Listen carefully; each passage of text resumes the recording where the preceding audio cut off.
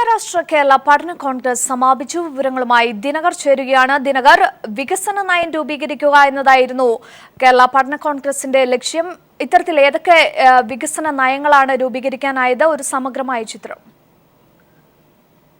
അഞ്ജു, കേരളത്തിന്റെ വികസനത്തിന് പുത്തൻ ദിശാബോധം നൽകിക്കൊണ്ട് നാലാമത് അന്താരാഷ്ട്ര കേരള പഠന കോൺഗ്രസിന് തിരുവനന്തപുരത്ത് സമാപനമായിരിക്കുകയാണ്. സമാപന സമ്മേളനം CPM പോളിറ്റ് ബ്യൂറോ അംഗം പ്രകാശ് കാരാട്ട് ഉദ്ഘാടനം ചെയ്തു. അദ്ദേഹം ചൂണ്ടിക്കാട്ടിയ വസ്തുതകൾ ഇവയാണ്. BJP സർക്കാർ ഉദാരവൽക്കരണ നയങ്ങൾ തുടരുകയാണ്. ഇത് രാജ്യത്തിന് വലിയ ആപത്താണ് ഉണ്ടാക്കുന്നത്. അതോടൊപ്പം തന്നെ വർഗീയതയും ഉദാരവൽക്കരണ നയങ്ങളുമാണ് BJPയുടെ മുഖമുദ്ര എന്നും അദ്ദേഹം ചൂണ്ടിക്കാട്ടുകയുണ്ടായി. സാമ്പത്തിക വളർച്ച രാജ്യത്ത് കുറഞ്ഞിരിക്കുകയാണ്. സാമ്പത്തിക അസന്തുലിതാവസ്ഥ രാജ്യത്ത് തുടരുന്നു എന്നും അദ്ദേഹം ചൂണ്ടിക്കാട്ടി. പ്ലാനിംഗ് കമ്മീഷനെ ഉൾപ്പെടെ പിരിച്ചുവിട്ടുകൊണ്ട് രാജ്യത്തെ അസ്ഥിരതയിലേക്ക് നയിക്കുകയാണ് കേന്ദ്ര സർക്കാർ എന്നും അദ്ദേഹം ചൂണ്ടിക്കാട്ടുകയുണ്ടായി. സംസ്ഥാനങ്ങൾക്കുള്ള വിഹിതം വെട്ടിക്കുറയ്ക്കുന്ന സമീപനമാണ് കേന്ദ്ര സർക്കാരിന്റേത്. അതുകൊണ്ട് തന്നെ സംസ്ഥാനങ്ങൾ ബദൽ നയം രൂപീകരിച്ചുകൊണ്ട് ശക്തമായി മുന്നേറാൻ ശ്രമിക്കേണ്ടതുണ്ട് എന്നും അദ്ദേഹം ചൂണ്ടിക്കാട്ടുകയുണ്ടായി. ദേശീയ സാഹചര്യങ്ങൾ കണക്കിലെടുത്തുകൊണ്ട് കാതലായ മാറ്റങ്ങൾ കേരളത്തിന് കൊണ്ടുവരാൻ കഴിയണം. ഇപ്പോഴത്തെ UDF സർക്കാരിന് അത്തരത്തിൽ നിലപാടുകൾ സ്വീകരിക്കാൻ കഴിയുന്നില്ല. പരിമിതികൾ കഴിയുന്നില്ല. അതേസമയം ഇടതുപക്ഷ സർക്കാരിന് ബദൽ രാജ്യത്ത് ഇടതുപക്ഷ സർക്കാരുകൾ അധികാരത്തിലുള്ള സംസ്ഥാനങ്ങളിലൊക്കെയും ബദൽ കണ്ടെത്താൻ കഴിഞ്ഞിരുന്നു.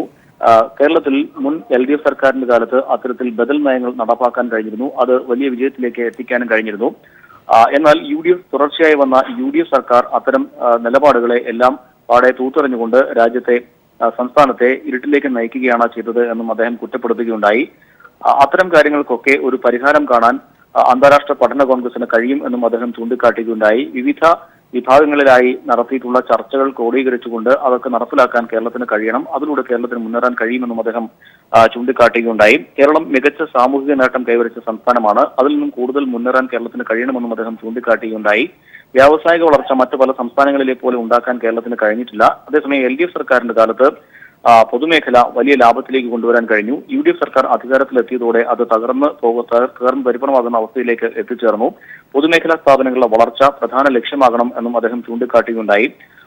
അതോടൊപ്പം തന്നെ കേരളം സാമൂഹിക വളർച്ച കൈവരിക്കുന്നതിനൊപ്പം സ്ത്രീകളുടെ സംരക്ഷണം കൂടി കണക്കിലെടുക്കേണ്ടതുണ്ട്.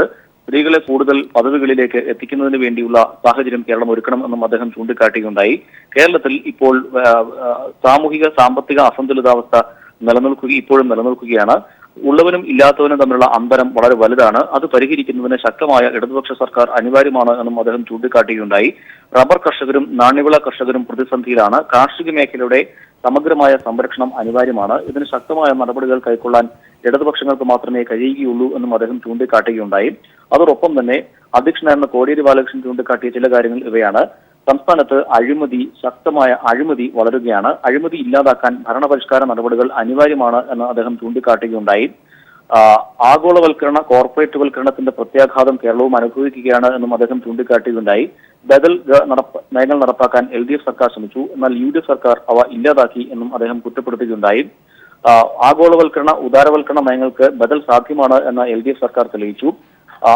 അന്താരാഷ്ട്ര കേരള പഠന കോൺഗ്രസിലൂടെ ഉരുത്തിരിഞ്ഞു വന്നിട്ടുള്ള കാര്യങ്ങൾ ഉൾപ്പെടുത്തിക്കൊണ്ട് കേരളത്തിന്റെ സമഗ്ര വികസനത്തിന് ശക്തമായ നടപടികളുമായി മുന്നോട്ട് പോകും എന്നും അദ്ദേഹം ചൂണ്ടിക്കാട്ടുകയുണ്ടായി.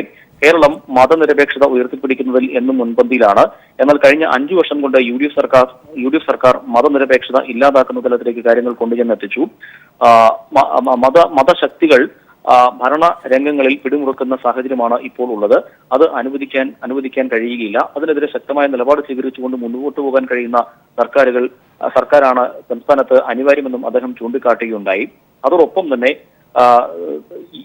സംസ്ഥാന സർക്കാർ പ്രഖ്യാപിച്ച പദ്ധതികൾ കഴിഞ്ഞ 5 വർഷത്തിനുള്ളിൽ നടപ്പാക്കാൻ സംസ്ഥാന സർക്കാരിന് കഴിഞ്ഞിട്ടില്ല. LDF സർക്കാരിന്റെ കാലത്താണ് വിഴിഞ്ഞം പദ്ധതി, അതോടൊപ്പം തന്നെ കൊച്ചി മെട്രോ, അതോടൊപ്പം തന്നെ കണ്ണൂർ എയർപോർട്ട് അടക്കമുള്ളവയ്ക്ക് തുടക്കം കുറിച്ചത്. എന്നാൽ LDFന്റെ ഭരണം തുടർച്ച ലഭിക്കാത്തത് മൂലം കൊണ്ട് തന്നെ അത് സമയബന്ധിതമായി പൂർത്തിയാക്കാൻ കഴിഞ്ഞിട്ടില്ല. LDF സർക്കാരായിരുന്നു അധികാരത്തിൽ ഇരുന്നത് എങ്കിൽ 2 വർഷം മുൻപ് തന്നെ ഈ പദ്ധതികൾ ഒക്കെ പൂർത്തിയാക്കാൻ കഴിയുമായിരുന്നു എന്നും അദ്ദേഹം ചൂണ്ടിക്കാട്ടുകയുണ്ടായി. CPM പോളിറ്റ് ബ്യൂറോ അംഗം പിണറായി വിജയൻ ഉൾപ്പെടെയുള്ളവർ യോഗത്തിൽ സംബന്ധിച്ചു.